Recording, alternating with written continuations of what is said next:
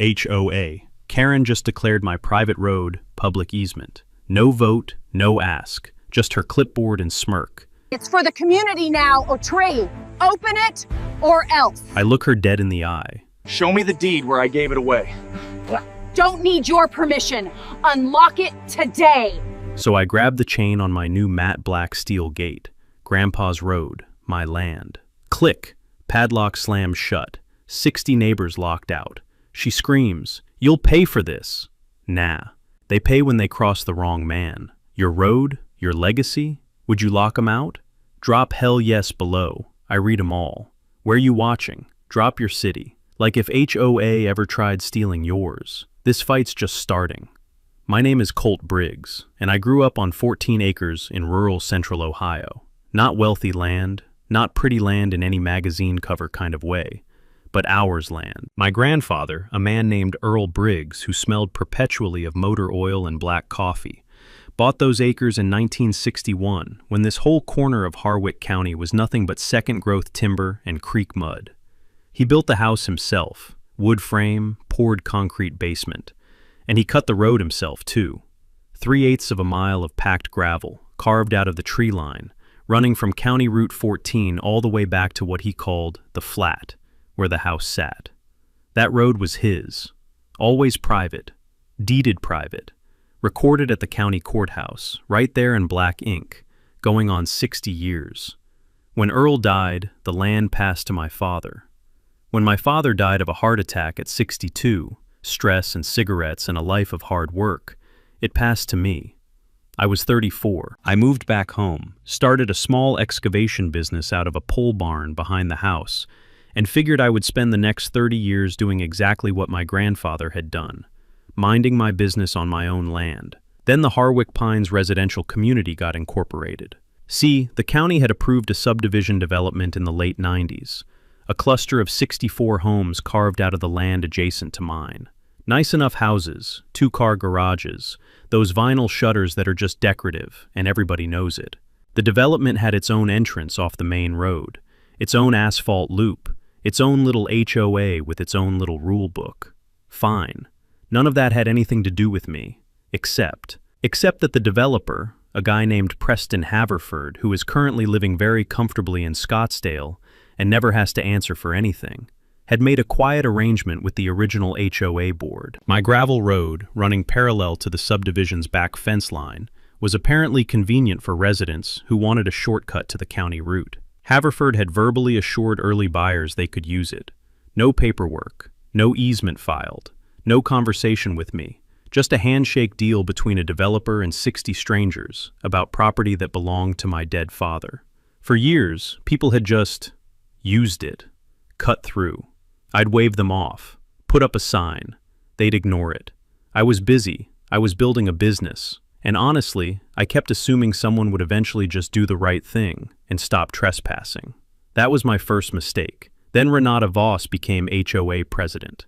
Renata was, how do I put this charitably, a woman who had found her calling. Retired from some mid-level HR position at an insurance company in Columbus, moved out to Harwick Pines with her husband Gerald, who mostly seemed to exist in the background of her life, nodding supportively, and within 2 years had taken over the HOA board with the energy of a 5-star general given command of a church bake sale. She wore lanyards. She had a Robert's Rules of Order binder with color-coded tabs. She sent email newsletters with subject lines like, "Community Standards Update.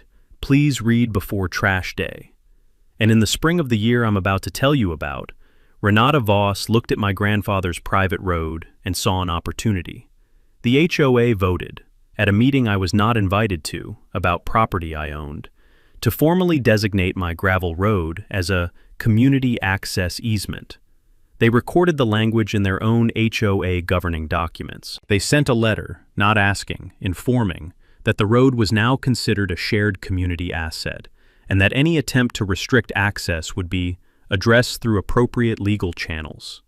I read that letter twice. Then I called my attorney.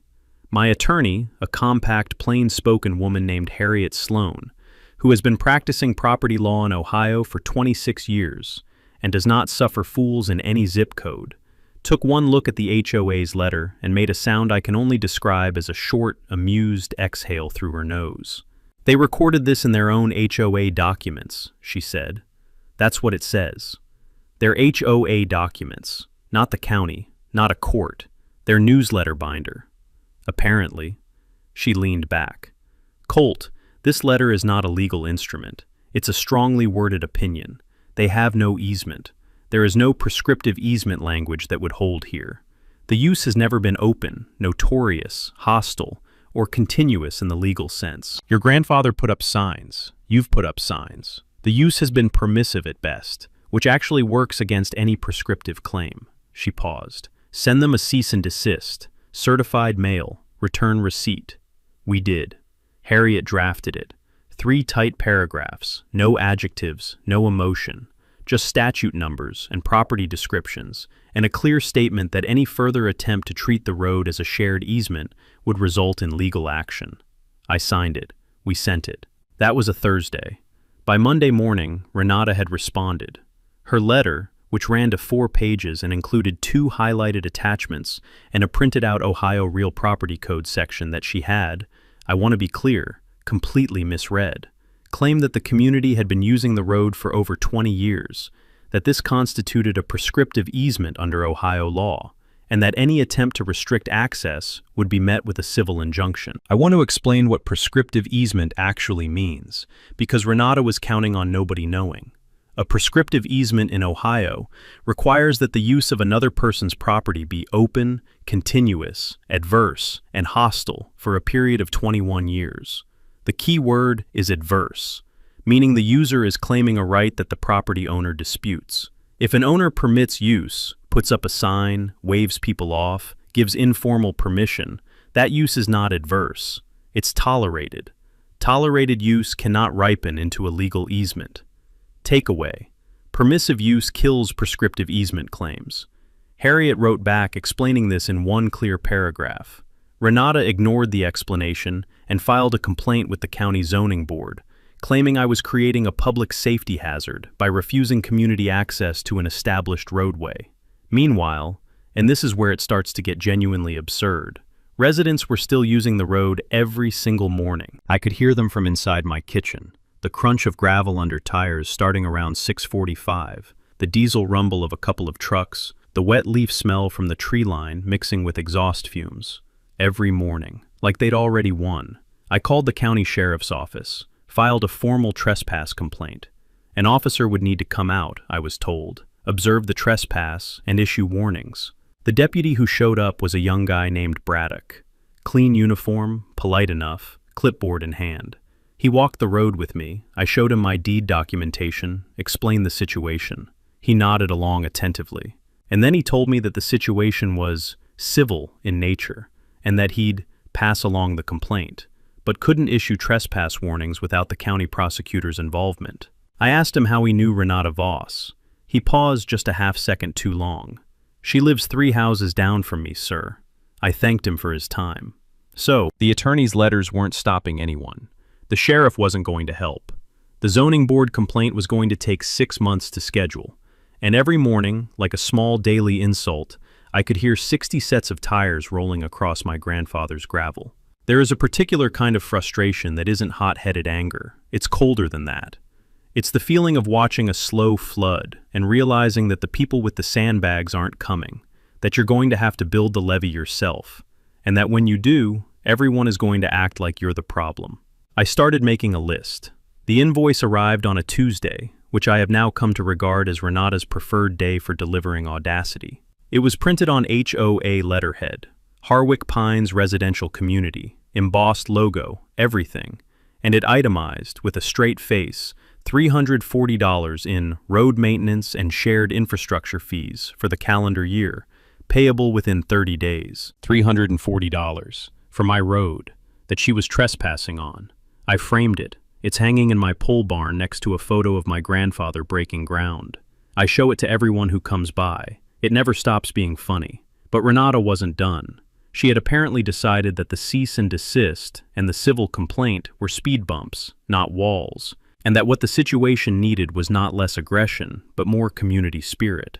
So one Saturday morning in early June, I looked out my kitchen window and watched approximately 12 Harwick Pines residents, some in gardening gloves, one in a sun hat, trooping down my road with flats of marigolds, a bag of cedar mulch, and a hand-painted wooden sign that read, in cheerful blue letters, Harwick Pines Community Path. They planted marigolds along the road's edge. They laid mulch.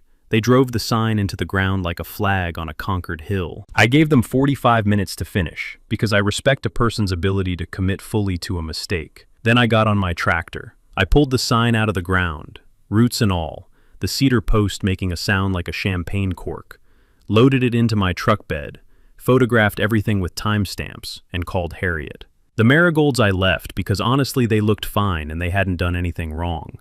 The mulch stayed too.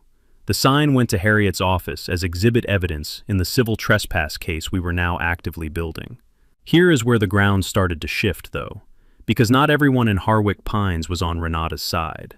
That same week, I got 3 separate phone calls from subdivision residents who had seen the community beautification stunt and were, to put it mildly, not thrilled. A retired high school football coach named Warren Steck called to tell me he'd voted against the road designation from the beginning and had the meeting minutes to prove it. A woman named Dolores Farr, 50s, sharp, worked in county land records, called to say she'd looked up my deed and thought Renata was playing a very dangerous game. And a younger guy named Fetch Calloway, who owned a landscaping business, called to apologize for his wife having participated in the marigold event without understanding the full situation. These 3 phone calls mattered more than they seemed at the time. I took notes. Meanwhile, I'd installed 2 trail cameras, the kind hunters use, motion-activated, weatherproof, at either end of the road.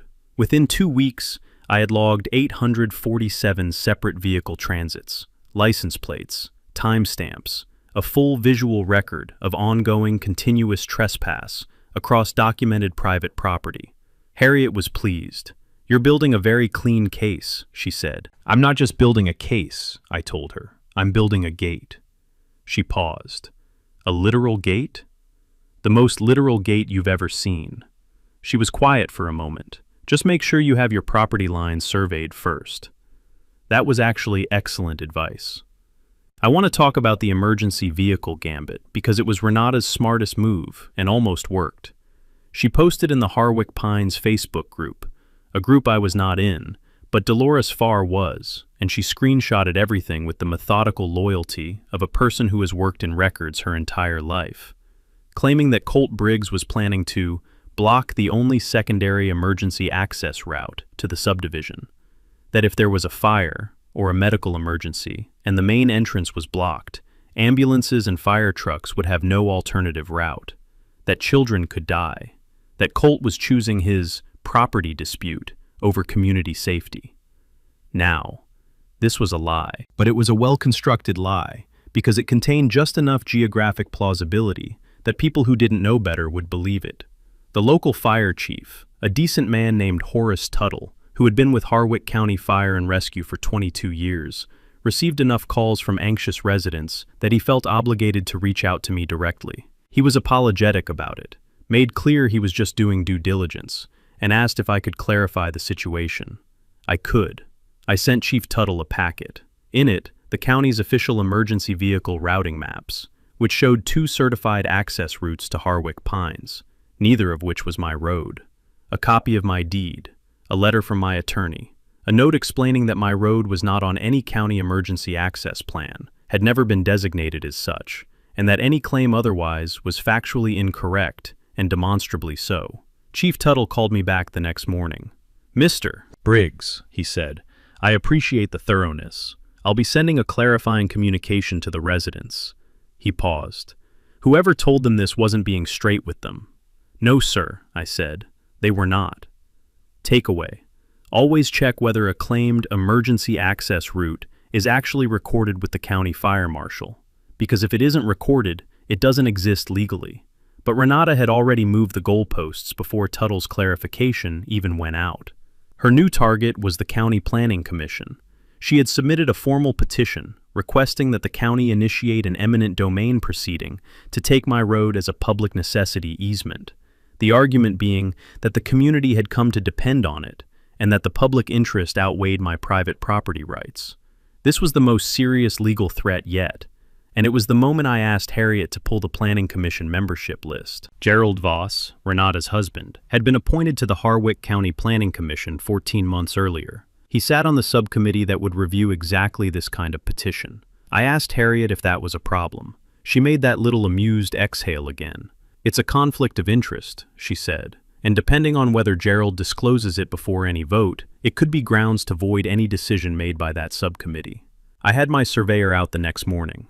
He drove stakes along the full length of the road's legal boundary. Thunk, thunk, thunk into the soft Ohio clay. The smell of turned earth rising in the cool morning air. Each stake a small red flag marking exactly where my property ended and the world began. Official, recorded, undeniable. The survey cost me $800. It was the best $800 I have ever spent. The call came on a Thursday evening, which I now consider a better day than Tuesday. Dolores Farr's voice had the controlled steadiness of someone who has found something significant and is choosing her words carefully. "Colt," she said, "I've been going through the original subdivision approval file from 1997, the one for Harwick Pines. I have access to these records through my job. This is all public record, nothing I'm not supposed to see." "Okay," I said. "There was a condition on the development approval," she said. "The county required Preston Haverford to provide a certified secondary vehicle access route to the subdivision before final plat approval. It's right there in the approval letter, Condition 7C. I sat down at my kitchen table. "He submitted a compliance affidavit in 1998, Dolores continued. Said the secondary access was in place. County signed off. Final plat recorded. 64 homes built and sold. What did he list as the secondary access?" A pause. "A private gravel road running along the subdivision's eastern border, listed with your grandfather's parcel number." The kitchen was very quiet. Outside, through the window, I could see the last light going down over the tree line, the kind of October dusk that turns the sky the color of a bruise. "He used my grandfather's road," I said, "without an easement, without consent, without any legal instrument whatsoever." Dolores's voice had gone flat in the way that people who deal with paperwork go flat when they encounter something genuinely outrageous. "He told the county it was an established community access route. He sold 64 homes on that representation, and none of it was true." Let me translate what this meant in plain terms. Preston Haverford had obtained final subdivision approval by falsely representing that he had secured secondary access, and he had done so using my grandfather's private road without any legal right to it. This was not a gray area. This was a developer fraudulently satisfying a regulatory condition using someone else's property. Every home in Harwick Pines had been sold with an implicit representation, built on that fraudulent approval. That secondary access existed, and the HOA's entire claim to my road wasn't ancient community tradition. It was a house of cards, built on one dishonest affidavit filed by a man who was now poolside in Arizona. Takeaway: original subdivision approval conditions are public record, and if a developer fraudulently satisfied those conditions using your private property, every subsequent community use claim inherits that fraud. I asked Dolores one more question. "Does Gerald Voss have access to the original development files through the Planning Commission?" A longer pause this time. "He'd have had access since he was appointed," she said carefully. "Standard commission member access." Which meant Gerald Voss, possibly, had known what his wife was fighting for all along. I called Harriet at 8:30 that night. She listened without interrupting for 4 minutes straight, which is the longest I have ever heard her go without talking. Then she said, "Colt, go buy yourself a very good gate. Here is the thing about revenge, and I want to be honest about this because I don't love that word. The thing about correcting an injustice is that it works best when it's thorough, not hot, not reactive, just thorough. I spent 3 weeks building what Harriet and I started calling the package. The legal piece came first because it had the longest runway. Harriet filed an amended civil complaint in county court that now included fraud-related civil claims tied directly to Haverford's 1998 affidavit. We weren't suing Haverford. He was in Arizona, and this would take years. but we were creating a documented legal record establishing that the HOA's claimed easement rights traced directly to a fraudulent development approval.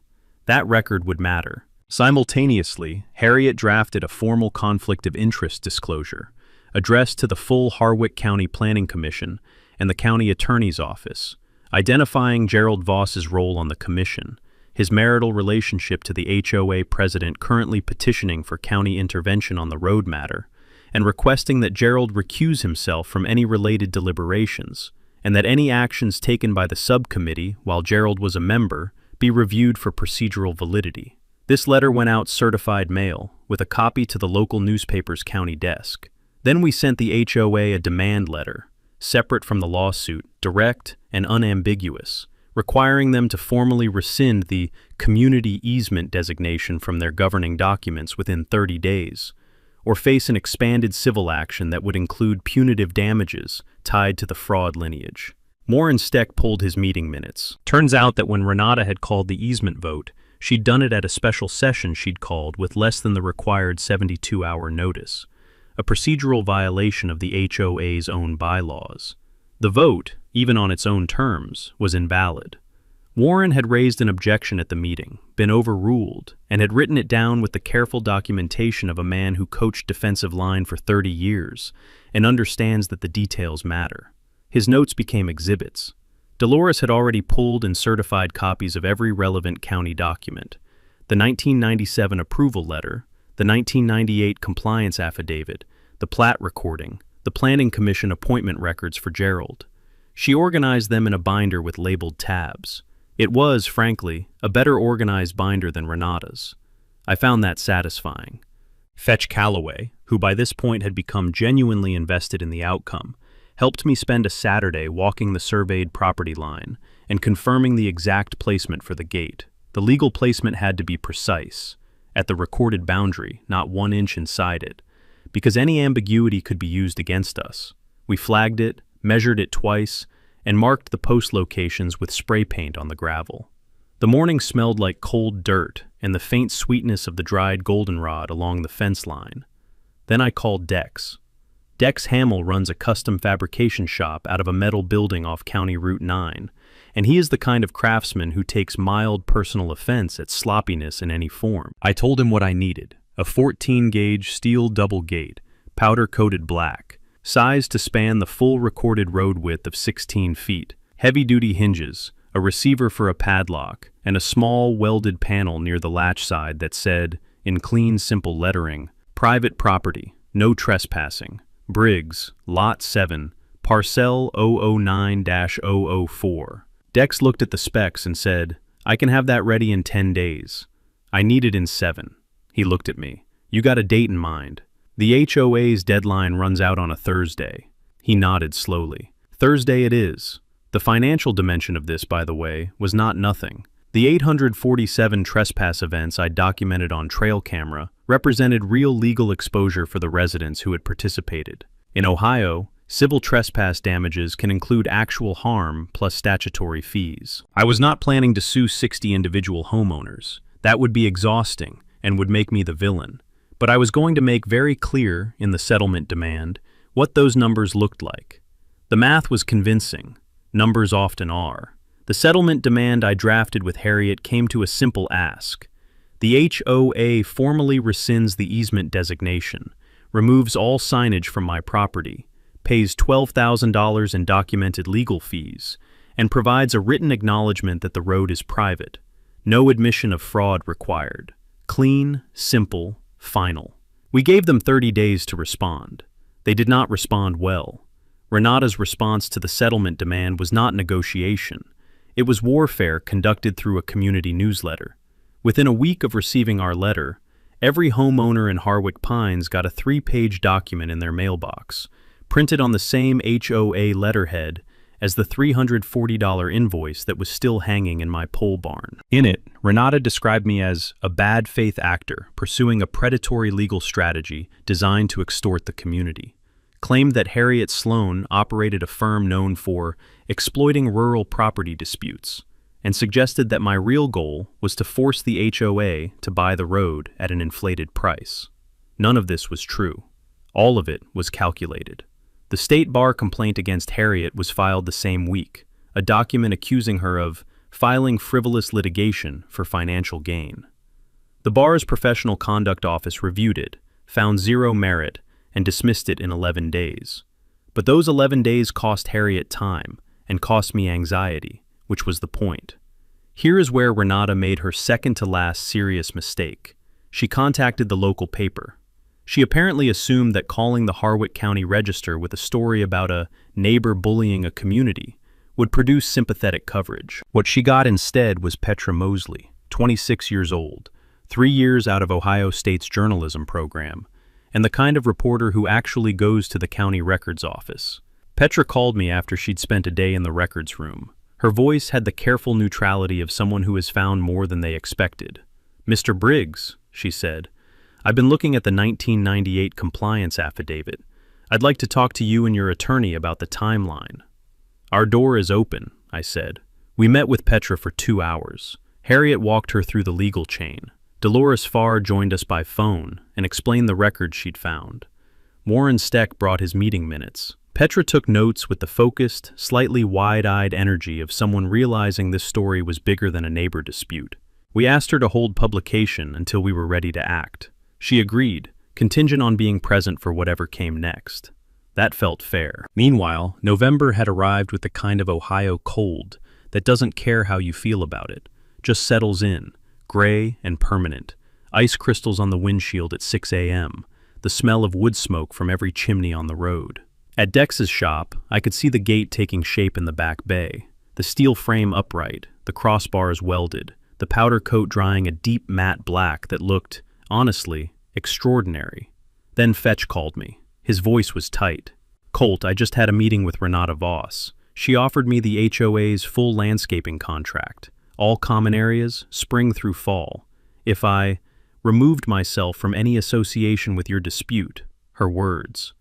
Ohio, for the record, is a one-party consent state for recorded conversations, meaning, if you are part of a conversation, you can legally record it without telling the other person. Fetch had known this, having dealt with a contractor dispute 2 years prior, and had his phone running in his jacket pocket. He emailed me the audio file that afternoon. Harriet listened to it twice. "Attempted witness interference," she said. "Possibly bribery. Definitely something I'm filing with the court." The gate was finished on Wednesday. I picked it up in my truck bed. 14-gauge steel, heavy as consequence, cold to the touch in the November air. Dex had even added a small detail I hadn't asked for. A laser-cut outline of Ohio on the crossbar. Subtle, just because he said it needed a little something. It did. The night before, I sat at my kitchen table for a long time. I had my grandfather's original deed out, the actual paper document, not a photocopy. The kind of paper that's thick and slightly waxy with age. The kind that smells faintly of old wood and something metallic that I've never been able to name. Earl Briggs, his signature in blue ballpoint, 1961. The notary seal embossed in the lower right. The legal description of the land running in that careful, precise language that property records use. Commencing at the iron pin set at the northeast corner of the tract, thence south 42 degrees, 30 minutes west. He had cut that road himself, with a borrowed bulldozer and a hand level, and 60 years of nobody ever questioning that it was his.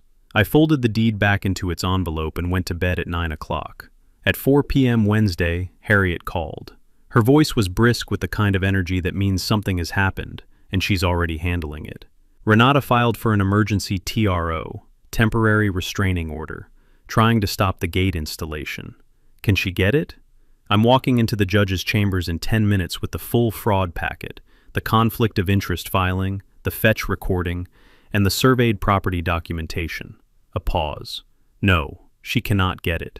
At 5:52 p.m., the TRO was denied. The judge, per Harriet's account, delivered with barely suppressed satisfaction, had looked at the documentation and asked the HOA's newly hired attorney whether his client was aware that her easement claim traced to a fraudulent development affidavit. The attorney had apparently requested a recess to call his client. The TRO was denied. Thursday morning, Fetch and I were at the road at 6 a.m. with post hole diggers, 2 80-pound bags of fast-set concrete per post, and a headlamp each because the sun was not yet interested in participating. The frozen gravel crunched like broken glass under our boots. The air smelled of cold concrete and metal, and the particular pre-dawn stillness of rural Ohio in November. The kind of silence that feels like the world holding its breath. We dug. We set the posts. We poured the concrete and braced them level with scrap lumber while it set. The fast set took 40 minutes in the cold. We stood by the truck with thermoses of coffee, watching the light come up gray and slow through the tree line. At 7:30 we hung the gate, the hinges seated with a solid, definitive weight. The gate swung open, swung closed, swung open. Perfectly balanced. Dex had measured true. At 8:20 I threaded the padlock through the latch. At 8:30 I snapped it shut. That sound, that single, clean, metallic click, was the best sound I had heard in 3 years. At 8:47, a silver SUV came down from the subdivision end, moving at the casual speed of a person who uses this road every morning without thinking about it. It came around the gentle curve in the tree line and stopped. Stopped completely, engine running, in front of a black steel gate that had not existed yesterday. I was standing off to the side, coffee in hand, close enough to see but not in the road. The driver sat there for a full 30 seconds. Then I saw the window roll down and a head lean out, and a person look at the gate, look at the sign. Private property, no trespassing, Briggs, Lot 7, parcel 009-004, and then look around as if the road might have moved. It had not moved. The window went back up. The SUV reversed slowly, back the way it came. I drank my coffee. The Harwick Pines Community Center was a single-story building with fluorescent lights and folding chairs, and the specific atmosphere of a room full of people who are angry in different directions. By 7 p.m. it was packed, 60-some homeowners, most of them people I'd never exchanged a word with, all of them now deeply invested in a road they'd been told they owned. Renata stood at the front table in her lanyard, HO a binder open, looking like a person who had convinced themselves that presence and volume constitute authority. I sat in the third row between Harriet and Fetch. Petra Mosley was against the side wall with a reporter's notebook. Warren Steck was sitting near the front in a way that suggested he had a plan. The first 30 minutes were loud and largely not about me. Residents were angry about the gate, angry about their commutes being disrupted, angry that this had gone so far. Someone used the phrase, hostile neighbor. Someone else suggested a legal fund. Several people looked directly at me while speaking, in a way designed to make me feel small, and I would like to report that it did not work. Then Harriet raised her hand. "I have 5 minutes of factual information relevant to this body's legal exposure," she said. "I'd like to address the room." Renata started to say that this was not an open forum. Warren Steck, who had apparently been waiting for exactly this moment for approximately 18 months, stood up, opened his own binder, cited Section 4.3 of the HOA bylaws. Any landowner whose property interests are materially affected by HOA actions shall be afforded opportunity to speak at any relevant meeting, and very calmly moved to the front of the room and sat down in the chair beside the HOA president's table. Renata looked at him as if he had materialized from the floor. 5 minutes, Warren said to Harriet. "Go ahead." Harriet doesn't do theater. She doesn't pace or perform. She stood up, placed a small stack of documents on the table, and talked for exactly 4 minutes and 50 seconds. She explained the 1998 compliance affidavit and what it had falsely claimed. She explained the chain of reliance, every community use argument built on that fraudulent document. She explained the denied TRO. She explained the recorded witness interference conversation involving Fetch Calloway and described what Ohio courts tended to do with that kind of evidence. She placed Gerald Voss's Planning Commission appointment record on the table and explained the conflict of interest disclosure that had already been filed with the county attorney. She did not raise her voice once. The room had gone completely quiet about 90 seconds in, which, if you've ever been in a room of 60 angry homeowners, is a remarkable thing to witness. Gerald Voss was in the back row. I had been watching him since Harriet started talking. He had gone the color of old printer paper. Renata tried to interrupt 3 times. Warren gavelled her down twice with the flat of his hand on the table, and the third time just looked at her steadily until she stopped. When Harriet finished, she picked up one final document, the settlement demand, and placed it at the center of the table. "This offer has been open for 30 days, she said. "It's still on the table tonight. Formal rescission of the easement designation, removal of all signage from private property, $12,000 in documented legal fees, written acknowledgement that the road is private. If this is signed tonight, all civil actions are suspended and the matter is closed." She paused. "If it is not signed tonight, the Harwick County Register publishes its story Monday morning, and a formal fraud complaint regarding the 1998 development affidavit goes to the Ohio Attorney General's office on Tuesday." Renata said, "You can't—" "Renata," it was Gerald's voice from the back of the room. Quiet. Final. She turned to look at him. He was not looking back at her. The HOA's newly hired attorney leaned over to his client, whispered for about 15 seconds, and then Renata Voss, slowly, with the particular stiffness of someone whose self-narrative is restructuring in real time, picked up the pen. The settlement was signed at 8:14 p.m. Petra Mosley wrote everything down. She ran the story anyway, with Harriet's blessing and mine, because the public record of the 1998 affidavit was always going to be public record. But she ran it as the story it actually was. A 60-year-old family's property rights, a fraudulent developer approval, and a community that had mostly been misled about what they were entitled to. It was a fair story. Renata was not quoted positively in it. Here is what happened after the pen went down. Gerald Voss submitted his resignation from the Harwick County Planning Commission on a quiet Tuesday. There it is again, Tuesday, 14 days after the community meeting. The letter cited personal circumstances requiring reduced outside commitments. The Register ran a 2-inch brief. Dolores Farr read it at her desk, called me, and said, in the tone of a person who considers that adequate. Renata did not run for re-election to the HOA board the following April. Warren Steck was elected president, with 61 votes out of 64 cast. He called me to tell me, and his voice had the quiet satisfaction of a man who had been right for a long time, and was not going to make a big deal of it. The new board's first action was to formally record the road's private status in their own governing documents and post a correction to the community bulletin board. The Ohio Attorney General's office opened an inquiry into the 1998 Haverford compliance affidavit. I was not the complainant, the county was, after the Register story. What happens to Preston Haverford and Scottsdale is now their business, not mine. I have a gate and a settled lawsuit and no particular need to chase a man into his retirement. The gate is still up. It's been up for going on 2 years now. I put a key-coded lock on it after the first winter, simpler than a padlock, more reliable in the cold. And I've given codes to 4 people. Warren Steck, for genuine community communication, the owner of the property directly behind mine who has a legitimate agricultural access need we worked out in a proper recorded agreement. Chief Tuttle, for actual emergencies, not hypothetical ones, and Fetch Calloway, who helped me hang the thing and deserves that much at minimum. The $12,000 in settlement fees, after Harriet's final bill, left me with a small remainder. Dolores Farr had quietly proposed something.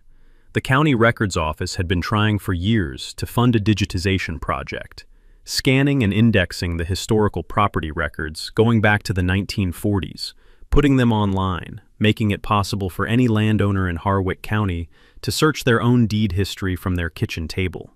Disputes like mine often start, she said, because people can't easily access the records that would tell them the truth. We funded the first phase. It's running now. I'm told it's already been used in 3 other property disputes in the county, twice preventing conflict before it started. And there's one more thing. My grandfather, Earl Briggs, went to the Harwick County Vocational School, learned machine work there, learned the fabrication skills that helped him build his house, and cut his road, and make something from nothing on 14 Ohio acres. The school still runs trades programs, welding, heavy equipment operation, electrical, good programs, under-resourced ones. I set up a small annual scholarship in his name. It goes to 1 student per year in a trades program, a kid who is building something. The county vocational director called to thank me, and I told her the truth, that a man who smelled like motor oil and black coffee had bought 14 acres in 1961, and that the least I could do was make sure somebody else got the same running start he gave himself. The marigolds along my road came back in the spring, by the way. I left them. They didn't do anything wrong.